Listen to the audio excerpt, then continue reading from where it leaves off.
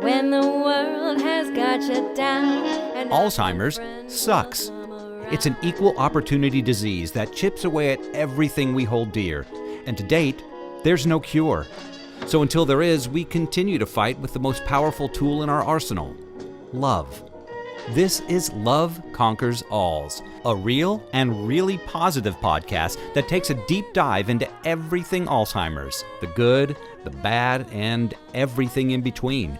And now, here's your hosts, Susie Singer-Carter and Cassie Cruz. all you gotta do is sing a song.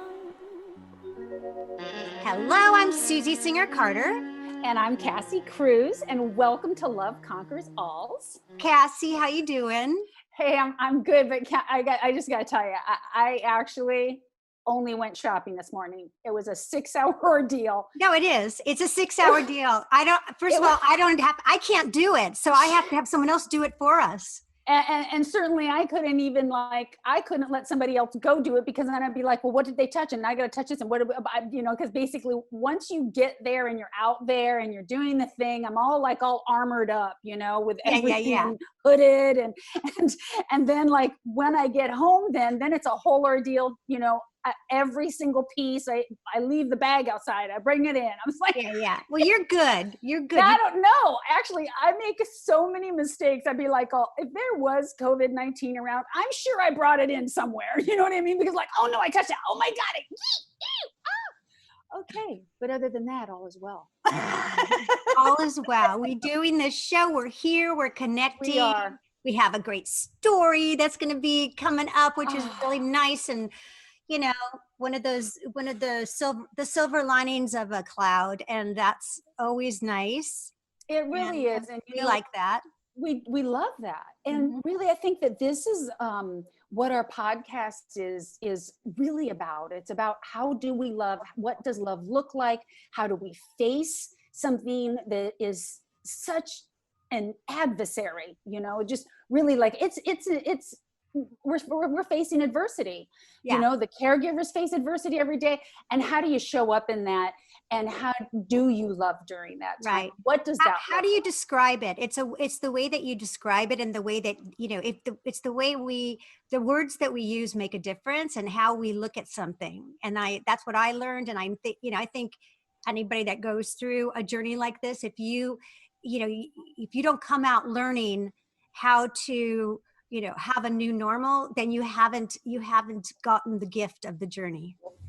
Well, I love that that's what you said, because that's exactly, we're doing something a little bit different today, because we're actually going to listen to an incredible woman's love story. Mm-hmm. And we just really thought that this would be just a really nice opportunity to just really talk about the journey with someone that has went through it, and there will be a beginning and a middle and an end, and we're all going to understand that end is going to incorporate somebody that has dementia and Alzheimer's, and what that looks like, and how to address that. So we have two guests today. Beautiful. I know. I'm going to introduce Cerina Vincent first. She is an actor and an author, best known for films Cabin Fever and Not Another Teen Movie, and television shows such as Power Rangers and Disney's Stuck in the Middle, where she's an awesome mom. She's fantastic. She's absolutely gorgeous. She's Wasn't beautiful. she in your movie too? She's smart. By the way, yes, she was. She was in Broken Memories as well. What? Tuesday. I know, but I was super, super lucky that we got her to participate and take this part of Sarah, who played the daughter of the person who had Alzheimer's, and she was in pretty much denial. And that's how that role played out. Right. Cerina and Sarah are totally different people, but Sarah, as Sarah, the character, she did a fantastic job portraying. She did. I saw it. Yeah, what that is like for that person, because that person has their story too in that world, and it's like, no, somebody's taking advantage, and we have to make sure that it's done a certain way, and it's very black and white to them, and that's the truth for that person. Sarah was not the caregiver in our movie in Broken Memories. That was not the role she played. Right. But, but Cerina has been touched by Alzheimer's as well. And her uncle had dementia and passed away from that particular situation. And therefore, we've been able to have the opportunity to talk to her Aunt Mary. So Mary Vincent is going to be 80 years old pretty soon. And when she was 73, she lost her beloved husband, Donnie Vincent, and they were married for 57 years. I mean, Susie, come on. It's Like beautiful. just that in itself. And we're going to get to hear that journey because she had a journey with that. So let's bring both of them on. It's an honor to be on the show with you and my beautiful Aunt Mary. So thank you for having us. That was a beautiful introduction. I'm already crying and we haven't started.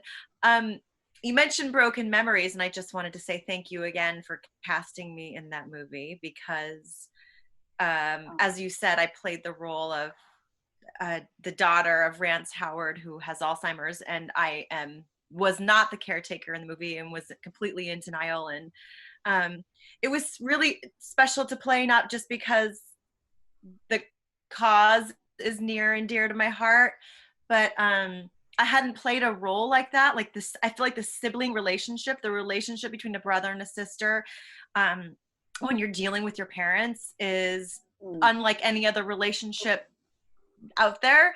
And it was really special to tap into that on film. So thank you. Yeah, I had that with my brother too. I have a brother, an older brother, and it became very contentious, and it broke our relationship. So we are, and I became the caregiver, and he became in denial, but in a very angry way.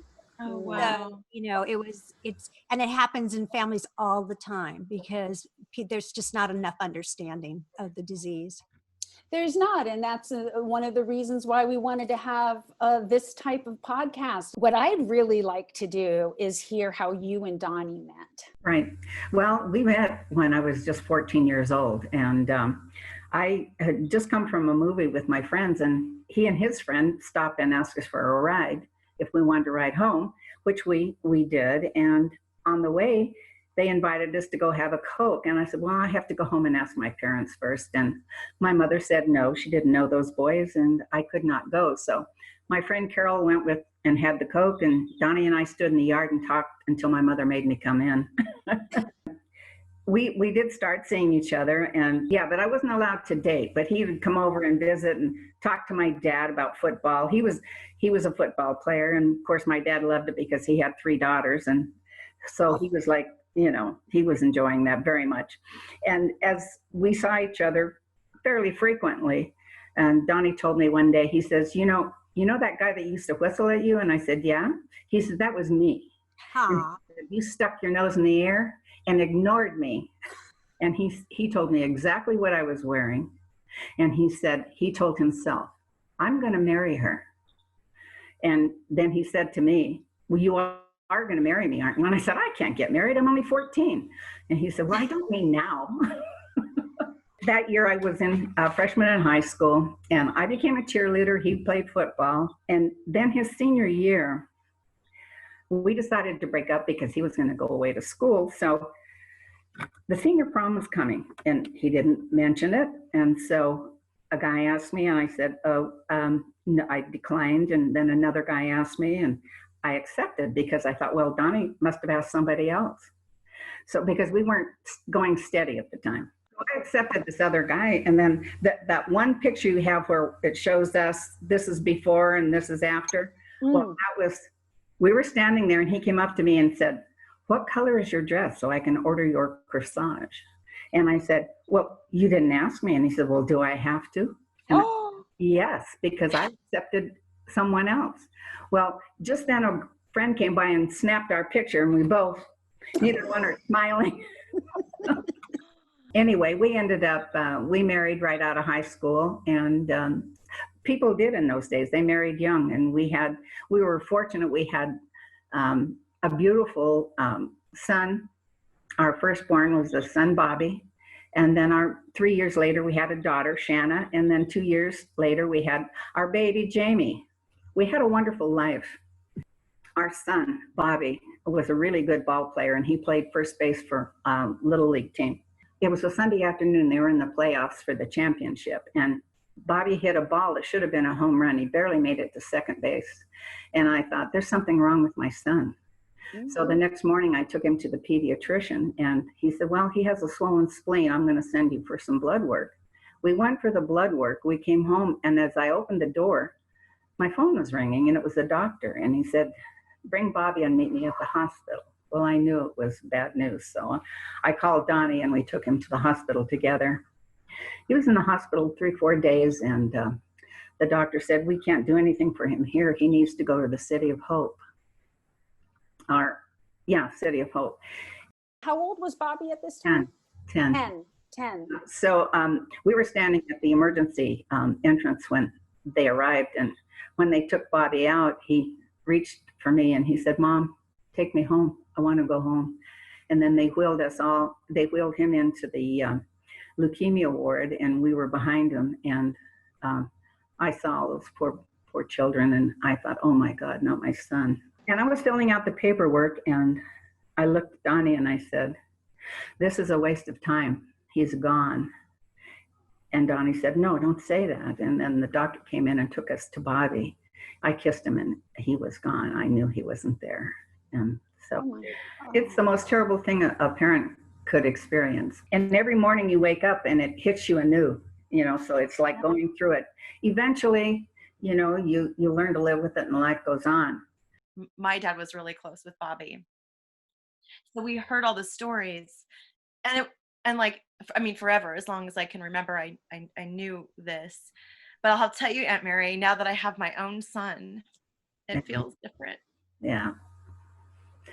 Oftentimes when there's a death of a child, it affects the relationship. It affected all of us in different ways. I threw myself into, I was president of my sorority. I did the March of Dimes. I did the muscular dystrophy. I just went. I was gone. And Donnie just did the same thing, only in business. He even started another business. And it affected our relationship. So we break up, go back together several times. And finally I thought, I can't do this to my daughters. I've got to move on. And so we divorced. But we still had a lot of contact because our families he loved my parents, I loved his. They were all like one big happy family. So we had all these family things going on. So we saw each other often. Anyway, a long story short, he dated, I dated. I ended up, I was going to marry I did marry another person named Joe. And we were married about 11 months, and I get a call from Donnie. He's in the hospital. He said, I've had a slight stroke and I need you. And so I got the girls and I was getting ready to go. And Joe said to me, you're my wife now. Let the girls go. And I just looked at him and left. 4 or 5 months after that, I divorced Joe. So did you just recognize in you then that you were still really in love with Donnie? I knew I was always in love with him. He was my one and only love. But I thought, I need to make it a life. So I tried to move on, and it didn't work. We ended up going back together, and we ended up having a very good life. It was very much better than it had been. And he was a proud man, and he was loving, he was generous, and he was also very difficult. So he was a complex person. It's the whole package. But I think a lot of us are that, right? There's all these different facets to the different people and the different times. And don't you agree, Susie? Well, I think like my dad was a Renaissance man. And I think that, those kind of men are all of that. They're loving and strong and committed and difficult and brilliant. And, they're all that. And my dad was all that. And I lost my dad when I was 16. So I was like, oh my God. Yeah. So it was, I'm always trying to hit the bar because the bar is so high. Yes. Yeah. I realize now there were a lot of things when Donnie was going into the dementia, and I was in total denial because he could read, he could add a column. He was very good with figures. He could add a column 5 wide and 5 long before you could put it in a computer or adding machine, whatever. And all of a sudden he'd go get gas and he'd call me and say, "What's our zip code?" And I used to use him for a phone book. I'd say, "What's so-and-so's number?" Because he had it all, kept it all. And he couldn't even remember he'd ask me, "What's our phone number?" You know, but I think I didn't want to admit that there was a problem. Well, of course. When did that start? Like, how old was he when you started noticing that? I'd say probably early 60s or maybe mid 60s. Okay. It was about 8 years total, you know, a little more counting the time I was in denial. But Right. and we'd go out and he'd hand me the check and say, "Here, you take care of this." At the time, I didn't think anything of it, but now later I realized it was because he couldn't have the tip in. Right. It's You know. because he was covering, right? And he's not going, and he's a proud man, and he's certainly not going to tell you he can't do something. Yeah, and he had excellent social skills. When I really had to face the fact that he had a serious problem, we were in California visiting our daughters, and he came out on a real busy highway. He'd driven all the way down, drove out on a busy highway and stopped right in the middle. I said, "You can't stop, pull over, pull over." So he pulled over and I said, "What's wrong?" He says, "I don't know where to go." Was that the time that you went, aha? Yeah, Or- I thought, well, I kind of knew before a little, but But you didn't want to know. no. I took him to a doctor and she gave him those stupid tests like what's the draw clock and what's Right. date, you know, that tells you nothing unless you're And- already gone.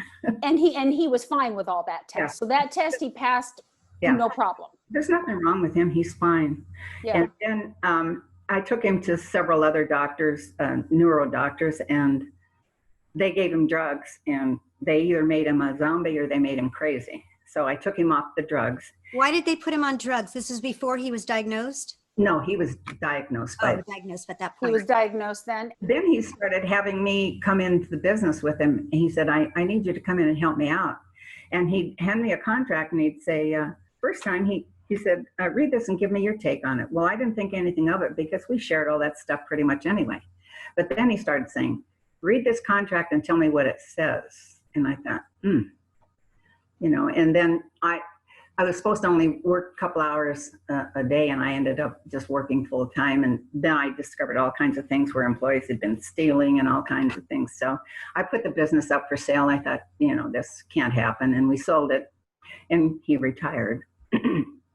And we were all up in PO, which is where we have the family home, and we had all friends. We were having a good time. And we were all sitting in the kitchen drinking coffee, and Donnie comes in, he's standing there, and he had a strange look on his face. And I said, "Are you all right?" And he said, "No, I know you're mine, but I don't know what your name is." And I thought, oh my God, he's had a stroke. So of course we called the ambulance. They took him to, by ambulance to the hospital. And he in the interim, he'd lost his ability to speak properly. He'd leave out adjectives, and it was kind of like a pidgin English, if you were, you know, I don't know what else to call it. And we never left him alone. Somebody was with him 24/7. And we had just talked to the neuro doctor, and she had said, neurologist, and she said, "Well, this is as good as he's going to get. So you need to prepare." And I said, "Well, I'm sorry, but I don't accept that. He's going to get better." And she said, "That's my professional opinion. You know, you do what you have to do." So Jimmy, her dad, and my daughters and I were standing outside the room discussing what our next step should be. And my girlfriend had stayed in the room with them, and she came out and she said, "Mary, you got to come in here. Donnie's talking to Bobby." So we go in, and he's talking normally. To Bobby. Yes, and then he's arguing with God and saying, "I don't want to go back. I want to stay with my boy." And then all of a sudden the door bursts open, in come the crash carts, and they shoot us out.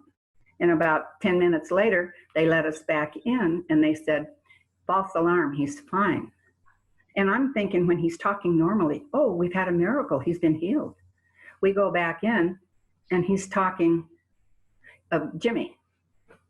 Asked him, he said, Donnie, will you, of course, we're all crying. And he said, can you tell us what just happened? And he said, Ib died. And I thought, oh, no, we didn't have a miracle. He's not healed. And he tried to explain what happened, and he was euphoric. He said, I saw my boy, and God said, no, you can't stay. You have to go back. And the only thing matters, love. Love all matters. And everybody that came in, he told him he loved him. It was mostly all family anyway, and friends. But, and to the day, until the day he died, if he loved you, he told you. Yeah. He always said, I love you, right? He told me, yeah. I mean, I don't remember him telling me he loved me at all growing up. And then after this, he told me he loved me every single time I saw him. And like genuine. Genuine. Oh yeah, it was genuine. It was heartfelt. Did Donnie have a stroke then? Is that what was the precursor to the Dementia.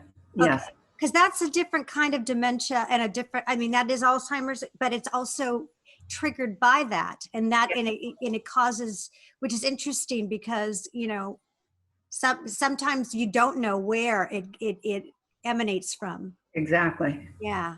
It didn't start right away. I mean, he recovered. He got his full speech back. Right. If you met him, and he, like I said, he had such great social skills. You would never know he'd ever had a stroke or anything. I'm sure you assumed that everything was. I did. In fact, we had a wonderful life after that still, you know. And when I took him to UCLA, it was after the driving incident. The doctor had Donnie go in the corner with the speech therapist, and he stayed here with me. And he said, how do you think he's come back? And I said, oh, over 90%. And he shook his head no. And he said, I'm going to tell 2 jokes. I want you to laugh at the first one and not laugh at the second. And then he brought Donnie over. He told the joke. I laughed. Donnie laughed. He told the second joke. I didn't laugh. Donnie didn't laugh. So he said, what he's doing is he's getting his cues from you. Right. Wow. Great social skills. Wow. Yeah, and he was very loving and gregarious. So, you know, it covered up a lot. And very handsome. Handsome and charming. Yes. Right? All of that. And Cerina, I have a question for you. Did you see a huge change when this occurred? Can you recall this time? Oh, Aunt Mary's talking about? absolutely. My my uncle Donnie and my dad and all of my uncles, they were all very tough, proud men that you didn't mess with them. You don't mess with them. I'll tell you a story real quick. When I was in 7th grade, I had an interview for National Junior Honor Society, and I was in there with the dean of the school to be interviewed. And he said, Cerina Vincent, any relation to Richie Vincent and Donnie Vincent and Jimmy Vincent? And I said, yeah, those are my uncles. It's my dad. And he said, they beat me up in high school. Oh, jeez. And I said, actually, my dad actually wasn't part of that because he was younger. And I said, oh gosh. It was probably. Well, I'm so sorry. Uh-oh. So they were fierce. Like, you did not mess with them. And they were everybody's friends and super loving, but you don't. They were very popular though. What'd you say? They were very popular and very popular. But you don't mess with them. So, so to answer your question, like they were just all strong men, and my uncle was a strong, proud, loving man. So the change that I saw after, I guess, was that he softened in this way. He was always loving and always generous, but like softened in this way that every time I saw him, he told me he loved me genuinely. That's very common to see, you know, that there all the social filters start to fall away when people get vulnerable, and you really see who they are on the inside, and it's beautiful. Like my mom, when she was growing up, as a baby, all through her childhood, everyone on the East Coast, all my aunts and uncles called her Lovey, and I didn't know why she was called Lovey. They all, you know, Lovey, and I know now because everybody that meets her now, because it's tells me, oh, Norma's your mom. Oh my God, we love her. She's Yeah. so lovely. She's so loving, and she's kissing and telling everybody how much she loves them. So that, that's what happens. It's all that stuff starts falling away. It's kind of beautiful. Yeah. I agree.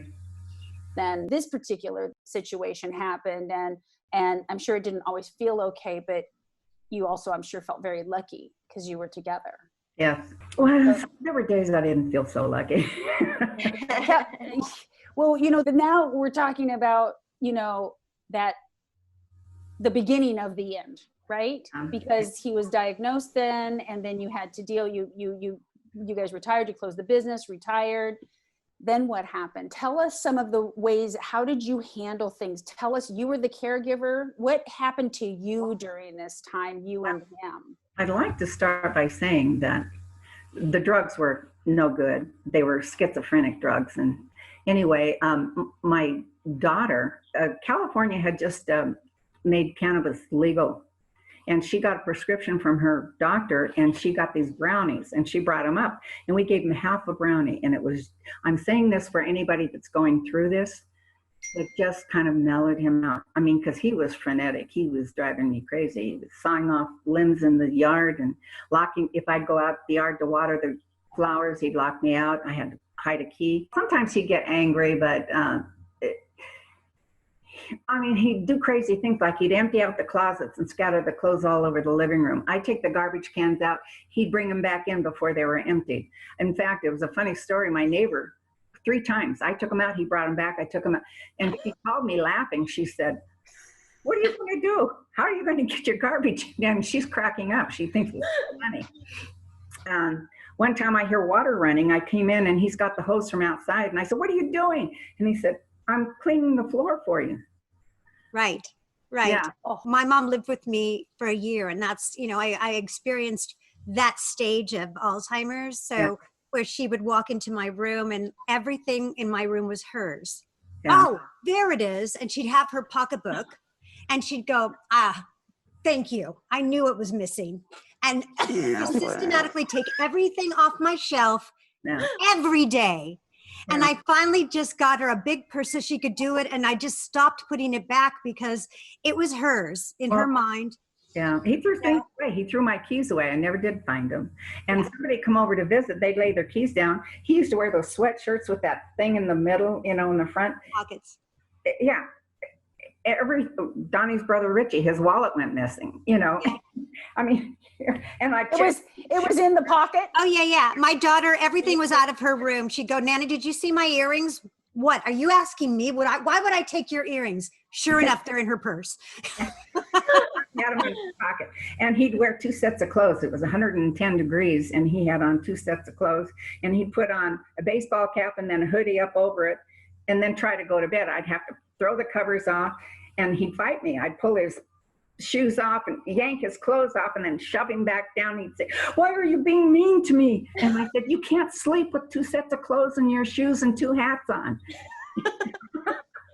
Anyway, long story short, my daughter brought those brownies, and it kind of leveled out. He still did crazy stuff, and I still never had a good night's sleep because I was always reaching over to make sure he was in bed, still in bed. And one time having my driveway painted, and he goes out and he's trying to tell the guys how to do their job. And so I brought him back in, and he disappeared again. I went out and I said, "Did my husband come out here?" He says, "Yeah, he went that way." So I get in the car, I go looking for him. I finally find him, just hightailing it down the road, and I roll down the window and I said, "Hey, handsome, you want to ride?" And he turns and looks at me, and then he recognized me and he got in the car. But I have a lot of funny, and those are the things I remember, not the horrible things like fighting him to get in the shower. And one time he knocked me down, not on purpose. He was just trying to get in the shower. He was terrified. He, who took 2 showers a day, was very fastidious, was terrified of the shower. He said, really? "You're going to kill me." Well, I went to the Cleveland Clinic, and they have these meetings once a month, and everybody would sit around. They were all caretakers, and they would tell stories, different stories. And almost every single one of them had that. They were afraid of the water. They were afraid of the shower. And a lot of them had terrible stories. One lady, one guy, his wife took a knife and tried to kill him. I mean, they had terrible things to deal with. I was fortunate. Donnie was very loving, and I'm sure the brownies helped a lot. But Well, you were ahead of your time on that. And thank God for your daughter to make that happen for you. Yeah. Because Yeah, I think don't know that was super smart, because basically what that did is it mellowed him out, but it didn't make him psychotic, yes. right? So, More and it didn't make him psychotic. And then it didn't make him a zombie, Yeah. but it also took that edge off Yes. for him. We would take him out to lunch, for example. One time had absolutely no filter at all.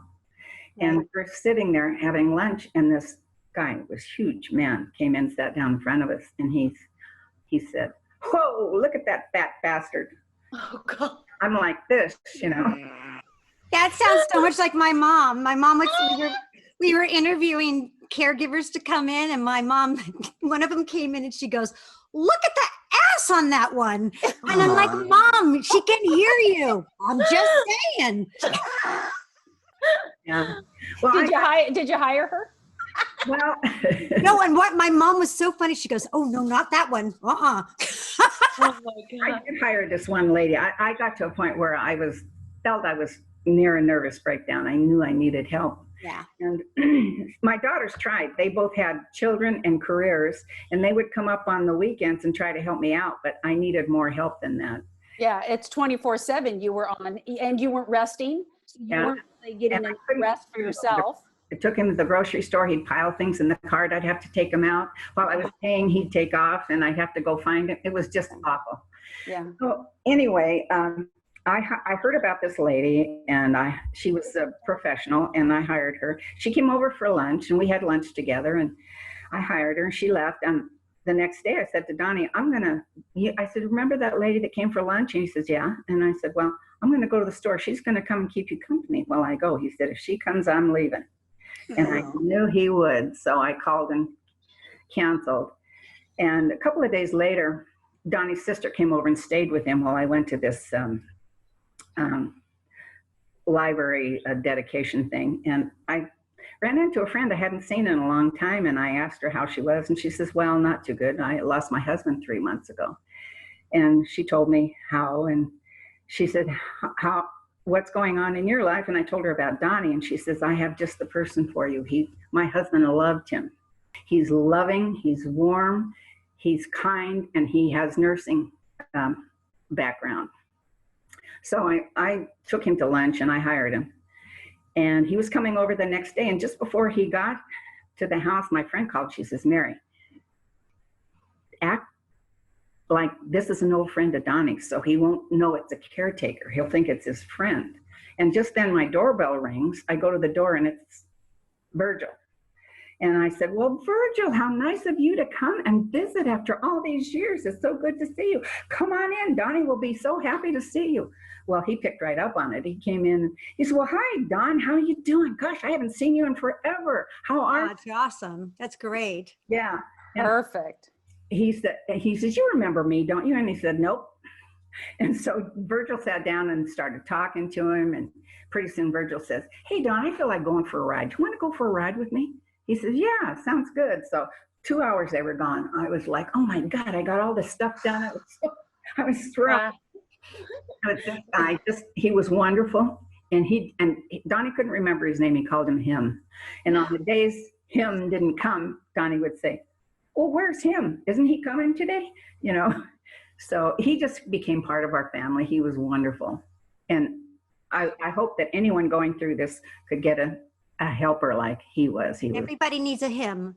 Oh, Everybody needs a him. yeah. Everyone. And you know what's beautiful is I really love, remember in our movie Broken Memories, Cerina, that like hit the caregiver for the Rance Howard's character, Jasper, she went along with whatever he was doing. Yeah. And it made it easier. Rather than trying to fit them into our reality, they're in their own world, and it's not part of our reality anymore. And he had this thing where his reflection in the mirror was his friend. And at first I tried to convince him. I'd point to me and I'd say, "Who's that?" And he'd say, "Well, that's you." And I'd say, "Well, who's that?" And he said, "That's my friend." So every morning I would have to say hello to his friend. And Wow. We had a dog, and he loved the dog. He called the dog the baby, and he would carry the dog around all the time. And one morning, we're in the bathroom. I'm getting him cleaned up, and he hands the baby to the man in the mirror. Wow, that's really interesting. He really had that much of a disconnect on that he thought that was his friend. How fascinating.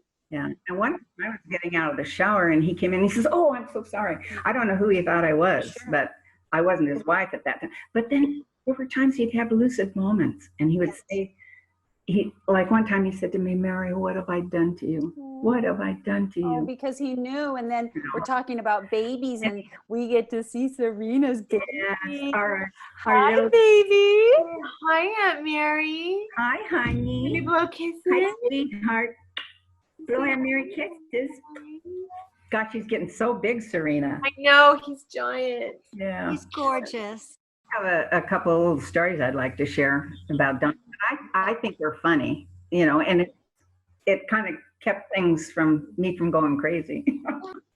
But one of them was, well, I started taking him to lunch at 2:00 because the lunch crowd was gone and the dinner crowd wasn't there yet. So this day I take him to his favorite Mexican restaurant, and he had to go to the bathroom. So we were the only ones there. So I took him in the ladies' room, and he looks in the mirror and he says, "Hey, I didn't see you come in." He says, "I have a shirt exactly like that one." And another time, I'm on the computer. Every time I'm on the computer, he wants my attention. He does not want me on the computer. He keeps bugging me. And I said, "Just leave me alone for 5 minutes and let me pay these bills." And then, and he says, "I have this girl, and she was young, and she was beautiful, and she was mine." And I said, "I'm happy for you, honey." And I continue typing. So I have this chest with pictures in it, and he's going through them, and I'm thinking, oh, good, that'll keep him occupied for a while. Well, he comes out with this picture, and it's a picture of his brother's wedding, and he points to this girl, and it's me when I was about 20, and he said, "See her, she was mine." And I said, "Well, that's me." And he says, "Oh, no, it isn't." My God, I just got a kick out of that. I cracked up. I thought it was really funny. That's amazing. I love this, and I want to just point this out. Your sensibility and the way you are taking things made it work out better for you, made that story not become a problem, because somebody could have said, "That's me," and try to convince, right? And you just rolled with it and let it be, and you allowed it to be funny for you. Yeah. Rather than hurt you, Yeah. rather than hurt you or be destroyed by it or feel that sense of loss. You found the humor, you found that. I commend you. That was a learning curve, I would imagine, right? Oh, yes. Yes. And another thing I wanted to share is for other people, music helped too. I turn on the music, and we used to go dancing when we were younger. And if it was a song that was one of our songs, he would say, "Sing to me," and I would sing to him. So when we would dance here, he'd say, "Sing to me." Even sometimes when we were in the car, he'd say, "Sing to me." And I had this little thing I used to, "I love you, honey. I love your money. I love your fancy automobile." He would crack up laughing. He thought that was the funniest thing. And I don't know, it just. Those were the times that you got to be with him. Yes.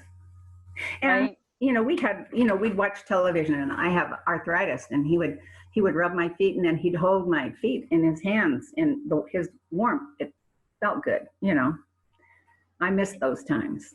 Oh. Yeah. I miss those times too for you, because those are good times. Those are those moments, and those are the moments that you cherish, that we all cherish, right? And Yeah. they're so simple. Just the hand holding, the hug, the kiss on the cheek, Yeah. Those type of things. It's hard now with with COVID, because you can't don't get that with your mom. I'm sorry for people that are going through this now. Yeah. Isn't that rough? I had to Zoom with my mom, and it's really hard. I got to where I couldn't take Donnie out anymore. So I had people come in, friends and family, and, he loved it. He was happy when everybody was here. Mm-hmm. Because one time we were coming out of a restaurant, and this girl that kind of looked like my youngest daughter, Jamie, tall and long blonde hair, and he grabbed her by the arm, and he said, "Are you my Jamie?" And it scared her. frightened her. And my sister said, no, he has dementia, honey, and you Yeah. look like his daughter. But things like that just kept happening. He loved babies, and he'd see a baby and he'd grab their hand and kiss it, and the mothers would be horrified, Right. So we just quit going out, Well, once in a while we go, but now Virgil took him out. It was a chore, but he did. But he was equipped for that. Yes, he was. He was equipped for that, and he could handle his weight. Yes. Right? Because you're probably much smaller than Donnie was. So Well, it took both of us to get him in the shower.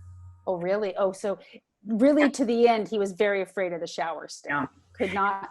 What do you think that is? I don't know. I had bruises on my arms, the thumb here and 4 fingers on each arm from him holding on to me. And So afraid. there did come a time, though, when it started affecting him physically.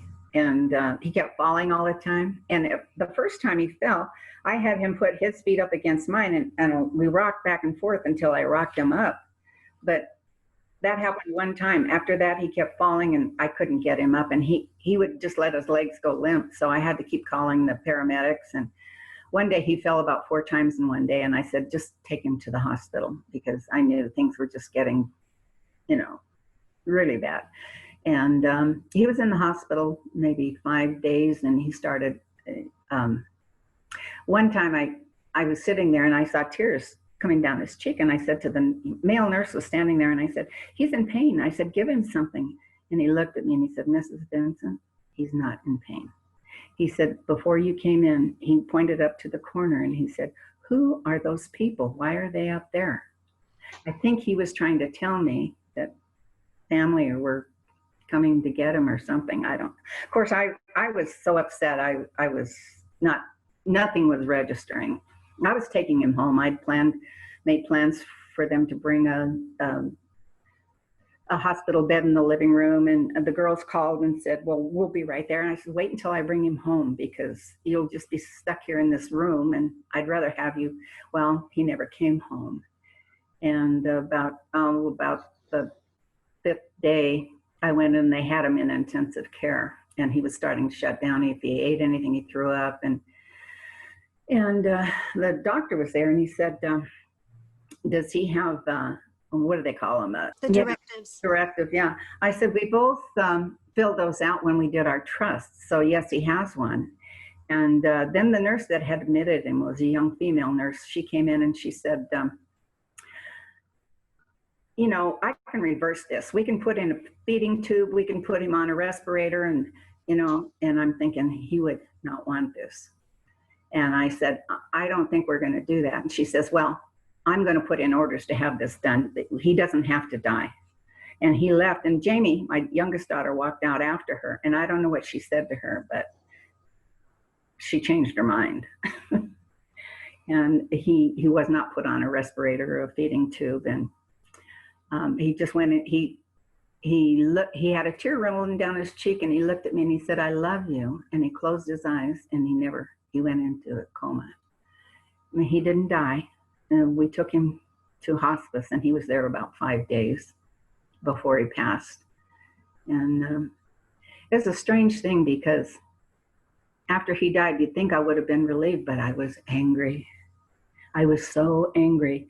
We had plans to do more traveling. I wanted to grow old with him. I was really angry, and I didn't realize it.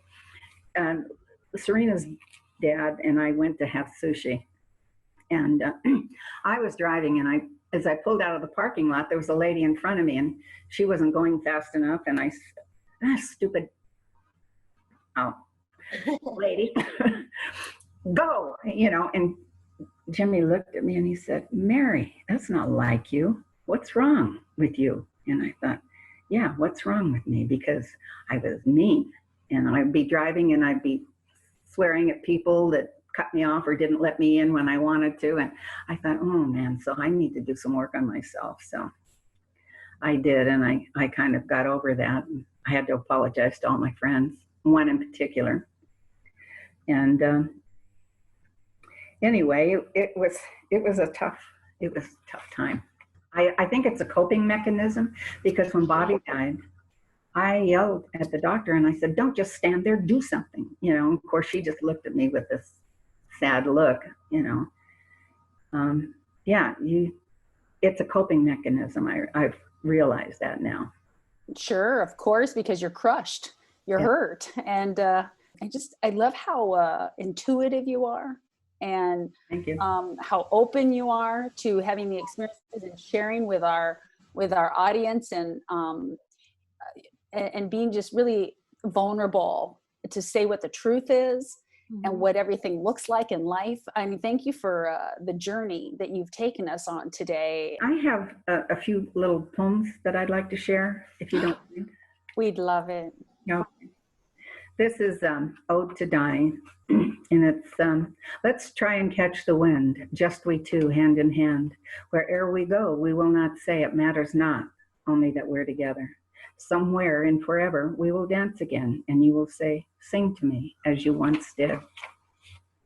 And this is, I wrote this after I had a dream about him, and he was angry in the dream. And it said, have you come to me?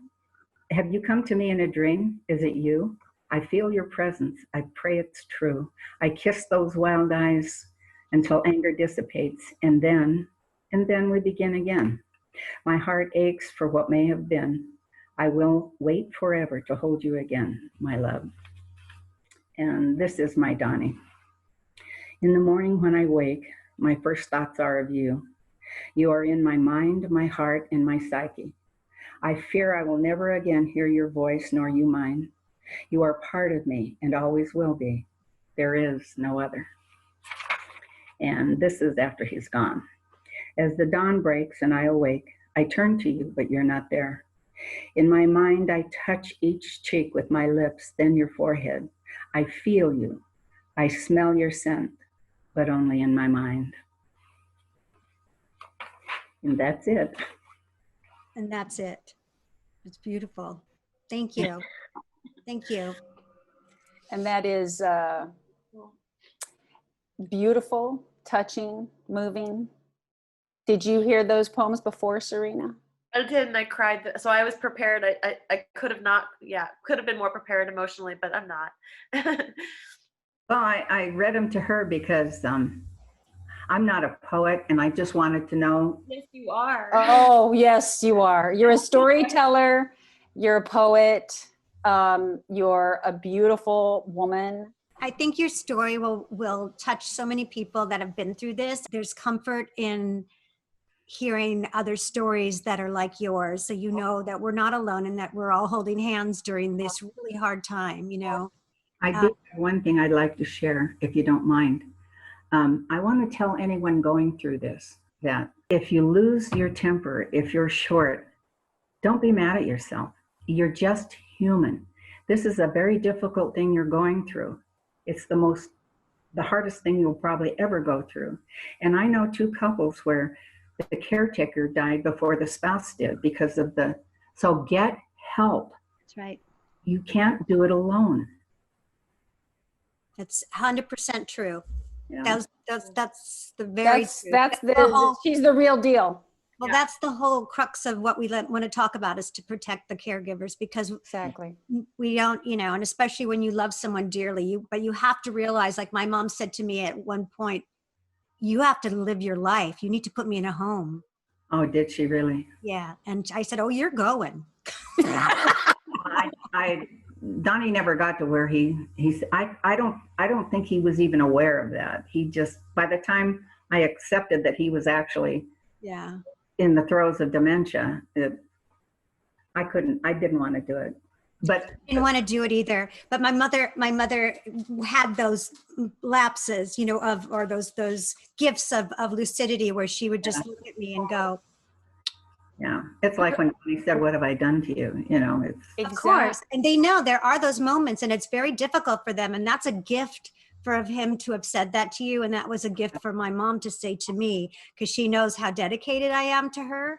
And I think that those are really important things to share with audience, people that don't know and don't have anyone else to share those stories with. Yes. Because we can feel guilty and we can feel like we're not doing enough. I would beat myself up all the time. Oh, why did you do that? Why don't, he can't help it. And, Yeah. Cerina, Mary, beautiful love story. Thank you for sharing your story with us. Thank you for involving us with your family.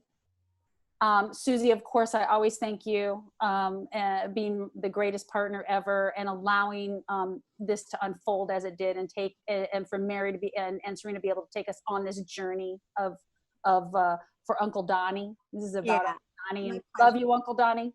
Thank you to both of you. Susie, love to your mama. And Thank you. I just want to tell these two beautiful ladies how much I have enjoyed meeting them. And I hope I get to meet you in person one day. Oh, that would be lovely. Thank you. And it was a pleasure to meet both of you. Thank you. I've seen Cerina up on the movie, and but it's nice to get to know you a little bit. Yeah. I just want to say thank you. Thank you, Cerina. Say thank you, Mary. Thank you, of course, Susie. Thank you to all of our listeners. And please, if you like us, subscribe and share. Yeah. Share, and we just thank you so very much. And remember, love is powerful, love is contagious, and love conquers all. Yes, it does. And thank you very much. Thank you. Bye, everybody. All Bye. you Bye. gotta do is sing a song.